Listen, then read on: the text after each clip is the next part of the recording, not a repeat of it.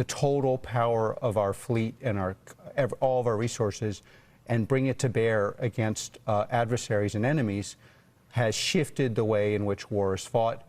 And I have read that Palantir's Project Maven is the core backbone of that. And then I've also read that all the allies, Arab and non-Arab in the Middle East, may or may not be users of our platform as well, and that's expanding rapidly. I think the most important thing, leaving aside... Lincoln was all right, though? Lincoln was black. ...the heroism of our troops, which is the most important thing, is our adversaries and enemies are witnessing an ability to fight that they don't have. And they are going to find it very hard to acquire for a couple reasons. We have, for better or worse, as many know, I've been essentially an anti-neocon. Do you guys want that emote back, the truth nuke? I can bring it back. You have to use it for truth and not for nuke, okay? The point of the truth nuke is that it's truth. You can't just use it as a generic bomb. Yes, please? Okay, I'll think about it. I don't really believe in the wars we fought in the past, but because I don't believe in regime change, and that's one of the reasons I'm supportive of this policy that we currently have. But what you want is to have a capacity that no one else can replicate. And America is the center of the AI revolution. The large language models on the battlefield are only useful if powered inside an ontology, and that's our ontology. And yeah, I guess I've read we're at the core of everything, and maybe that's exaggerated, but unfortunately, this guy's actually partially black. Is that true? Well, I'm not like you, okay? I can hate a black man. Conspiracy theorists, you may hate this, but there's one person protecting your right to be a conspiracy theorist that actually has a seat at the table, and that person is me. You may not want to hear that truth, but it is true, and maybe do a little more reading before you give me Nightbot or give me death. Wait, did Nightbot break? Because I was trying to update Nightbot the other day and I couldn't get it to work with my channel, and it made me wonder, was I breaking it then or did it break before? Because I can't test it. I can't test it unless I'm live. Did it break? Like it worked before but now it doesn't? This is for YouTube chat. Nightbot is for YouTube chat. No, it's still active. It's broken as yes, you broke it. It zealously goes after anybody who uses any caps. What? Okay, at the end of stream, let's do some calibration, because I can only adjust Nightbot when I'm live with a stream, because otherwise there's not an active chat. It's not like Twitch. But gotcha, okay. Pontificate on your absurd and obviously ill-informed and many times stupid opinions. Okay, so, because like you're attacking the person who's protecting you, idiot. It's like fucking so stupid. God, he's dumb. The UK head of Palantir, Lewis Mosley, is the grandson of MP Oswald Mosley, founder of the British Union of Fascists. What an interesting tidbit. The only reason we're looking at Alex Karp right now, this guy runs Palantir, is because he recently admitted that the whole point of his company and AI at large is to make the world more conservative. He actually said it in a more evil way. Palantir CEO Alex Karp thinks his AI tech will lessen the power of, quote, highly educated, often female voters who vote mostly Democrat, while increasing the power of working class men. I gotta find that clip from the CNBC interview. It's gotta be here, right? Industry has to support the warfighter. The one thing, though, that I think even now is underestimated by all actors in industry, and including in Silicon Valley, is how disruptive these technologies are.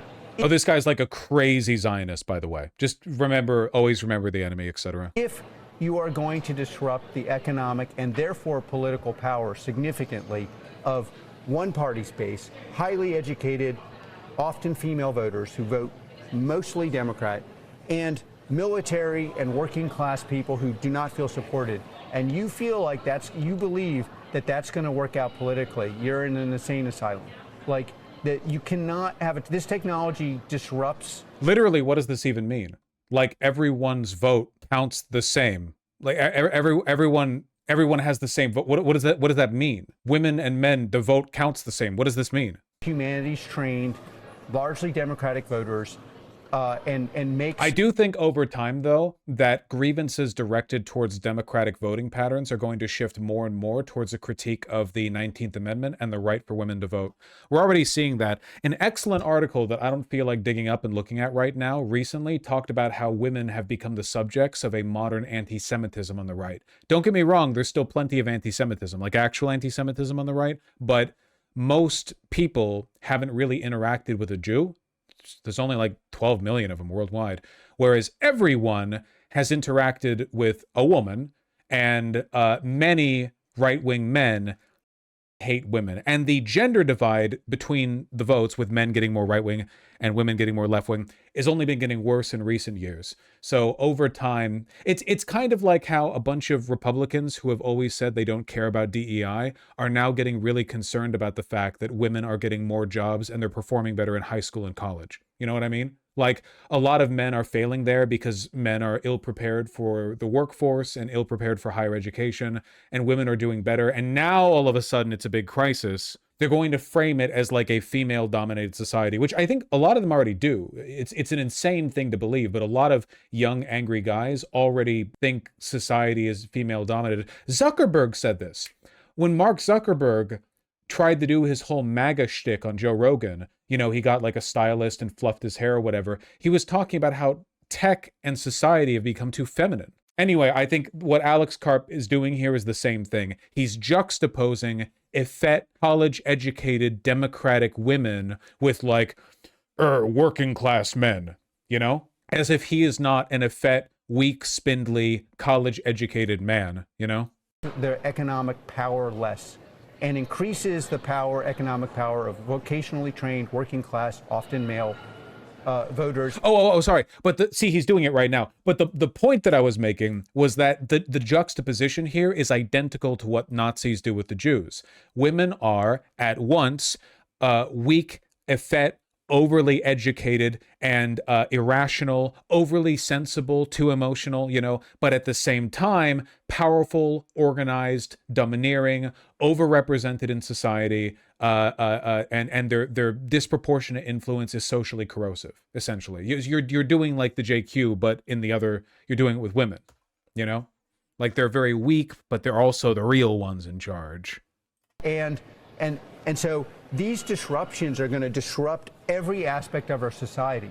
And to make this work, we have to come to an agreement of what it is we're going to do with the technology. How are we going to explain to people who are likely going to have less good and less interesting? This seems like a politically self-destructive trend for the right because women can still vote, and you are saying this openly? Yeah, for sure. It's one of those things that's taken root outside of mainstream political discourse, but it's so popular with the kind of person the Republican Party has groomed into being like a loyal voter. Yeah. So it's going to be really inconvenient for them because there's literally nothing they can do to keep women from being 50% of the population. This isn't even something you can demographically address, and they're not going to revoke the 19th Amendment. It's just not happening. So they're pretty much stuck with a doctrine that guarantees they continue to isolate and alienate women. Jobs from their perspective. And how is it that we are going, and by the way, on the military thing, these technologies are dangerous societally. The only justification you could possibly have would be that if we don't do it, our adversaries will do it, and we will be subject to their rule of law. So if you decouple this from the support of the military, you're going to have an enormous problem explaining to the American people why is it that we're absorbing the risk of disrupting the very fabric of our society, including the most powerful parts of our society, if it's not because it's about maintaining our ability to be American in the near term and long term.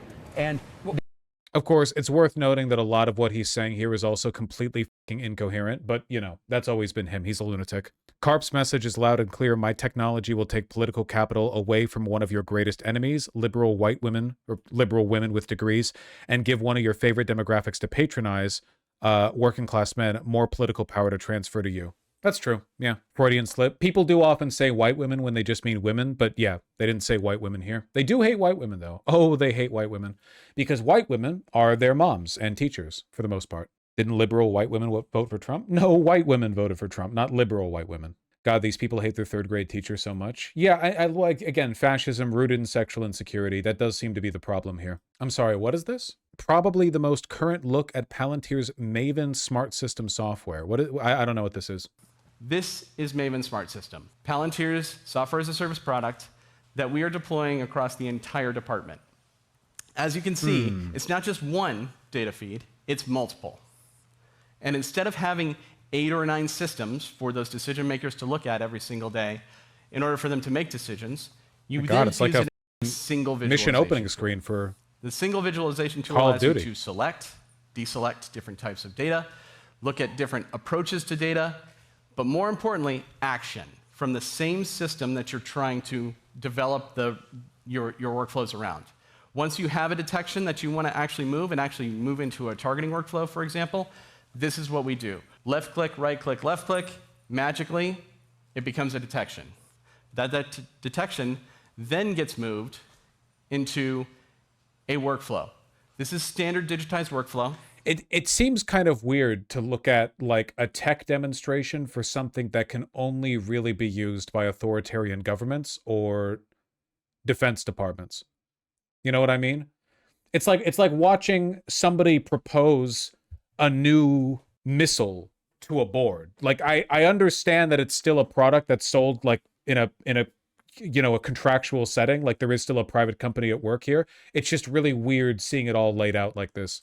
But I want to walk you through it quickly. You have different types of targets that are identified on the left there. Every single column produces a different type of decision-making process. Once you have that decision and you're trying to actually action that process, we now move into COA generation, course of action generation, where we are automatically, via a number of factors, trying to identify what the best asset to prosecute a target looks like. Once we've got soon Palantir is going to be sold to both sides of the war. I think that we can be optimistic about something, which is that our current kerfuffle down in the Gulf indicates that this tech doesn't really have anything to do with the American government's ability to wage its wars abroad. Like, the reason things are going badly for us right now has nothing to do with data selection or like AI targeting or the precision of our missiles even, because the problems are rooted in the human errors, the strategic ups, the poor decision-making ability at a broader level that AI can never replace. Like that, we're not talking about Palantir recommending the war itself. We're talking about Palantir being used for target selection as a way of obfuscating the moral responsibility the government has for any civilians that get killed along the way. But we, like, the most advanced Palantir tech in the world would not have prevented what we're doing right now in the Gulf from being a big quagmire, you know? It's the human error element.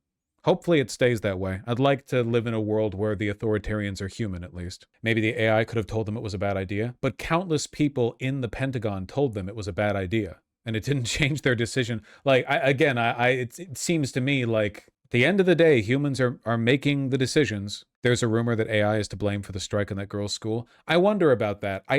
My position will always be that it doesn't matter. The AI is just a system, but humans are the ones who make the call.